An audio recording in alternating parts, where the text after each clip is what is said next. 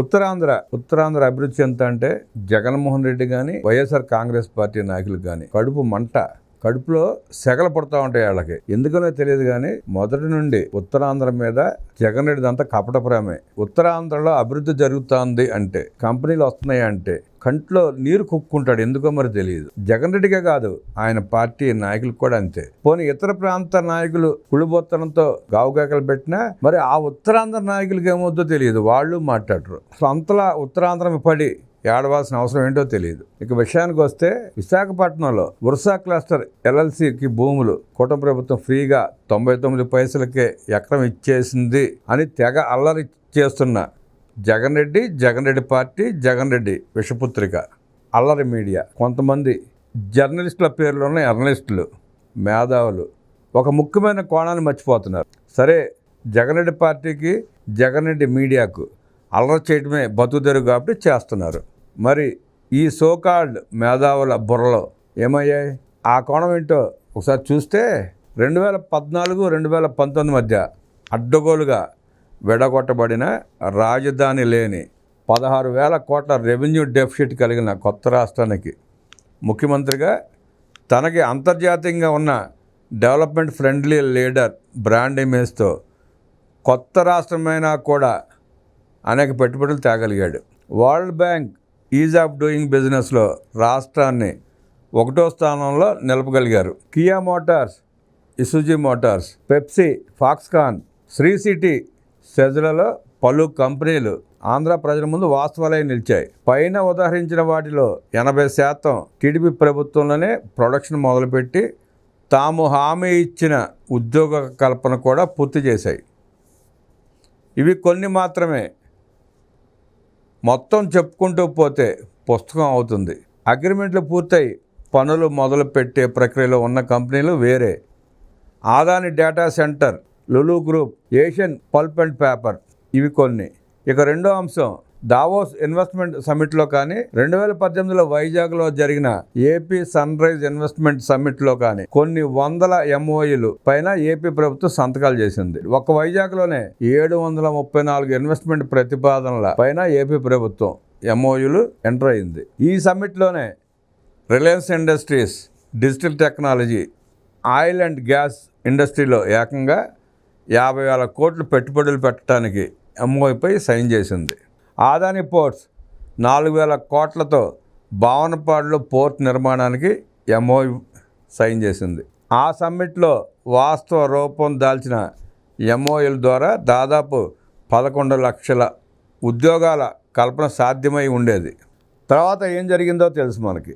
2019లో TDP ప్రభుత్వం ఓడిపోయాక, YSR Congress party అధికారం చేపట్టాక ఈ పెట్టుబడులు MOUలు ఏమైపోయాయి? ప్రకాశం జిల్లా రామాయపట్నంలో దాదాపు 24,500 కోట్లతో 2,471 ఎకరాలలో 4,000 మందికి ప్రత్యక్షంగా, మరో 12,000 మందికి పరోక్షంగా ఉద్యోగాలు కల్పించే విధంగా ఇండియాలోనే కాదు, బహుశా ప్రపంచంలోనే అతిపెద్ద పల్ప్ అండ్ పేపర్ ప్లాంట్ నెలకొల్పడానికి ఒప్పందం కుదుర్చుకున్న Indonesian company Asian Pulp and Paper ఏమైపోయింది? ఒక అంతర్జాతీయ కంపెనీ వైఎస్ జగన్ను తట్టుకోలేక ఎందుకు వెళ్ళిపోయింది? ఆనాడు ఆ కంపెనీ అక్కడ స్థాపించి ఉండుంటే ప్రకాశం జిల్లా పరిస్థితి ఎలా ఉండేది? రాష్ట్రం పరిస్థితి ఎలా ఉండేది? ఎందుకు వెళ్ళిపోయింది? ఎవరు తరిమేస్తే వెళ్ళిపోయింది అన్నది ప్రజలు ఆలోచించుకోవాలి. కియా మోటార్స్ విషయాన్ని అంత కష్టపడి నీటి సదుపాయం కల్పించి అనంతపురం వంటి వెనకబడిన జిల్లాకు ఆ పరిశ్రమ తీసుకొస్తే 2019లో వైకాపా ప్రభుత్వం రాగానే 2020 ఫిబ్రవరి కల్లా ఆ కంపెనీ తమిళనాడు ప్రభుత్వంతో తమ పరిశ్రమను తరలించడానికి చర్చలు మొదలుపెట్టింది. అప్పటికే ఆ పరిశ్రమ పూర్తి స్థాయిలో ఫంక్షనింగ్ మొదలుపెట్టి 2 నెలలు మాత్రమే. తమిళనాడు ప్రభుత్వం అధికారులు అప్పట్లో చెప్పింది, ఆంధ్రప్రదేశ్ ప్రభుత్వం వలన కియా పరిశ్రమ ఇబ్బందులు ఎదుర్కొంటోంది, అందువల్ల వాళ్ళు మమ్మల్ని సంప్రదించారు. చర్చలు ప్రాథమిక దశలో ఉన్నాయి. ఇక లులు గ్రూప్, జాకీ పరిశ్రమల గురించి మనకు తెలిసిందే. మరో ఉదాహరణ అమర్ రాజా బ్యాటరీస్. మనందరికీ తెలిసిన అమర్ రాజా బ్యాటరీస్ 2 సార్లు ఎంపీగా గెలిచి పార్లమెంట్లో టాప్ పర్ఫార్మింగ్, ఎంతో రాజకీయ భవిష్యత్తున్న అమర్ రాజా MD గల్లా జయదేవ్ తమ పరిశ్రమపై ప్రభుత్వం తెచ్చిన ఒత్తిడి వల్ల రాజకీయ కెరీర్నే వదిలేసుకున్నాడు ఆయన. ఒక ముఖ్యమైన యూనిట్ను తెలంగాణకు తరలించారు.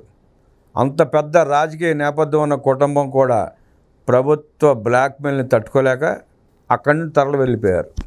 సరే, ఇదంతా అందరికీ తెలిసిందే కదా అంటారా? తెలిసినా చెప్పుకోవాలి, గుర్తు చేసుకోవాలి కదా, తప్పదు కదా. జనాలకు మతిమరుపు ఎక్కువ అవుతుంది కదా. గుర్తుండాలంటే ప్రతిరోజు ప్రతిసారి సందర్భం వచ్చినప్పుడు గుర్తు చేసుకుంటూనే ఉండాలి. ఇప్పుడు ఈ వర్సా క్లస్టర్ ఎల్ఎల్సి స్థాపకులు ఎవరు? సాధారణ మధ్యతరగతి వ్యవసాయ తెలుగు కుటుంబాల నుండి వచ్చి కష్టపడి చదువుకుని 80-90 సంవత్సరాలలో ఎంతోమంది భారతీయుల వల్లనే అమెరికన్ డ్రీమ్ కలిగి అమెరికా వెళ్ళి ఒక స్థాయి ఉద్యోగాలతో జీవితాలను ప్రారంభించి ఎంతో కష్టపడి ఈ స్థాయికి వచ్చిన వ్యక్తులు వాళ్ళంతా. వారు బలమైన రాజకీయ వ్యాపార నేపథ్యం కుటుంబాల నుండి వచ్చిన వారు కూడా కాదు. దాదాపు 30 సంవత్సరాలు హార్డ్ వర్క్, ప్లానింగ్, ఒక విజన్, ఆ విజన్ సాధించడానికి సిస్టమ్స్ డెవలప్ చేసుకుని ఎదిగిన వ్యక్తులు. ఇతర ఎన్ఆర్ఐ లాగా ఫ్యామిలీ లైఫ్కి కన్ఫైన్ అవ్వకుండా సంపదను సృష్టించి ఆ సంపదను వివిధ స్టార్టప్స్లో పెట్టుబడులు పెట్టి వాటి వాల్యూని అప్రిషియేట్ చేసి ప్రాఫిట్ బుక్ చేసుకుని తిరిగి ఆ వెల్త్ని వేరే చోట్ల పెట్టుబడులు పెడుతూ నిత్యం అప్గ్రేడ్ అవుతున్న టెక్నాలజీస్లో తమను తాము అప్గ్రేడ్ చేసుకుంటూ సక్సెస్ఫుల్ కెరియర్స్ని బిల్డ్ చేసుకున్న సాధకులు వారంతా. సామాన్య వ్యక్తులుగా యుఎస్ వెళ్ళిన వీరిని అక్కడ తెలుగు సమాజం మాత్రమే కాదు, ఇండియాలో ఇతర దేశాల్లో ఉన్న తెలుగు సమాజం కూడా పేర్లతో గుర్తుపడుతుందంటే అది ఒక రోజులో సాధ్యమయ్యే విషయం కాదు కదా. ఎంత కష్టపడితే అంత గుర్తింపు వస్తుంది అన్న ఆలోచన కూడా ఉండాలి. మరి అటువంటి వ్యక్తులు ఇంత రిస్క్ ఎందుకు తీసుకుంటారు? రిస్క్ ఏంటంటారా? 2024లో కూటమి ప్రభుత్వం అధికారంలోకి వచ్చాక చంద్రబాబు నాయుడు గారు కానీ నారా లోకేష్ గారు కానీ పెట్టుబడుల కోసం ఇండియన్ లేదా గ్లోబల్ ఇన్వెస్టర్స్ని కలిసినప్పుడు వారికి ఎదురవుతున్న ప్రశ్న ఒకటే, సరే ఈరోజు మేము పెట్టుబడులు పెడతాం, మళ్ళీ జగన్ వస్తే మా పరిస్థితి ఏంటి? ఏ పారిశ్రామికవేత్త అయినా, ఏ ఎన్ఆర్ఐ అయినా చంద్రబాబు నాయుడు గారు కానీ నారా లోకేష్ గారు కానీ కలిసి అడిగినప్పుడు లేవనెత్తే మొట్టమొదటి ప్రశ్న ఇదే. 1924 మధ్యలో చూసిన అరాచకాన్ని, విధ్వంసాన్ని గుర్తు చేస్తూ మళ్ళీ జగన్ రెడ్డి వస్తే మా పరిస్థితి ఏంటి అన్న ప్రశ్నే మొట్టమొదటి ప్రశ్న ఎవరిని కలిసినా. ఏపీలో పెట్టుబడులు పెట్టడానికి అంతర్జాతీయ కంపెనీలే భయపడుతున్న వేళ ఒక్కో అడుగు వేసుకుంటూ ఒక్కో మెట్టు ఎక్కుతూ తమ జీవితాలను నిర్మించుకున్న వర్సా క్లస్టర్ ఫౌండర్స్ తమ జీవితాలను రిస్క్లో పెట్టుకుంటారా? సాక్షాత్తు లేని కేసును బనాయించి చంద్రబాబు గారిని జైల్లో పెట్టిన నాయకులు ఉన్న రాష్ట్రం ఇది. ఇటువంటి రాష్ట్రంలో తమ జీవితాలను ఎందుకు రిస్క్ చేస్తారు? Amara Raja, Kia, Asian Pulp, Lulu, Adani group వీళ్ళ వల్ల కానిది ఏదైనా సమస్య వస్తే హ్యాండిల్ చేయటం ఈ సాధారణ తెలుగు ఎన్ఆర్ఐల వల్ల అవుతుందా? వాళ్ళ దగ్గర క్లియర్ విజన్ లేకుండా ల్యాండ్కు అంత ఇన్వెస్ట్మెంట్ పెట్టి తీసుకుంటారా? ఒకవేళ వాళ్ళు ఎకరం ₹1,00,00,000 50 లక్షలు పెట్టి తీసుకోబోతున్నది నిజం కాదు అనుకుందాం, గవర్నమెంట్ అబద్ధం చెబుతుంది అనుకుందాం, అప్పుడు పోయేది కూటమి ప్రభుత్వం పరువే కదా. కేసినేని నాని గారికి ఢిల్లీలో కూర్చుని ట్వీట్స్ వేస్తున్న మేధావి న్యాయవాదులకు ఈ తర్కాలు తెలియదా? తెలియకుండానే ఇవన్నీ చేస్తున్నారా వాళ్ళు?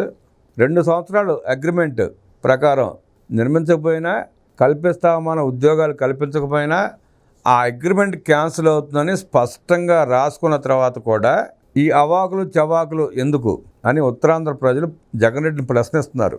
50 లక్షల రూపాయలకి వాళ్ళు కొనుక్కుంటే 99 పైసలు అని చెప్పిన అబద్ధాన్ని ప్రతిరోజు చెప్తూ ఎవరిని నమ్మించే ప్రయత్నం చేస్తున్నాడు జగన్ రెడ్డి అని ఉత్తరాంధ్ర ప్రజలు నిలదీస్తున్నారు. టీసీఎస్కి 99 పైసలకి ఇచ్చిన మాట వాస్తవమే, అది ప్రభుత్వం చెప్పింది, ఆ జీవోలు బయటపెట్టింది.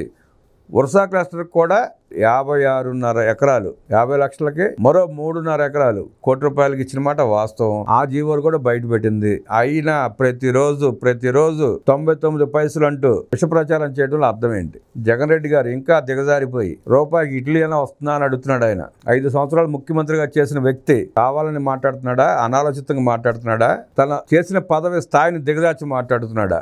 అర్థం కాని పరిస్థితి. ఒక అబద్ధాన్ని పదే చెప్పినందువల్ల నిజం అవుతుంది జగన్ రెడ్డి గారు. వాస్తవం ప్రజలకు తెలుసు. సుమారుగా 5-6 వేల కోట్ల రూపాయలు పెట్టుబడి పెట్టే కంపెనీ అంత ఆషామాషిగా వ్యవహరిస్తుందా? ప్రభుత్వం చూస్తూ ఉంటుందా? 3,000 కోట్ల దోపిడీ అంటూ నోటికి వచ్చినట్టు మాట్లాడుతున్నారు మీరు, మీ పేటీఎం కూలీలు, మీ పేటీఎం నాయకులు, మీ పార్టీ నాయకులు. ఎకరా 5 కోట్లు లెక్కేసుకున్న 5 25 250 కోట్లు మాత్రమే అవుతుంది. అంత ఖరీదు చేసే భూమి కూడా కాదు అన్న సంగతి మీకు తెలుసు.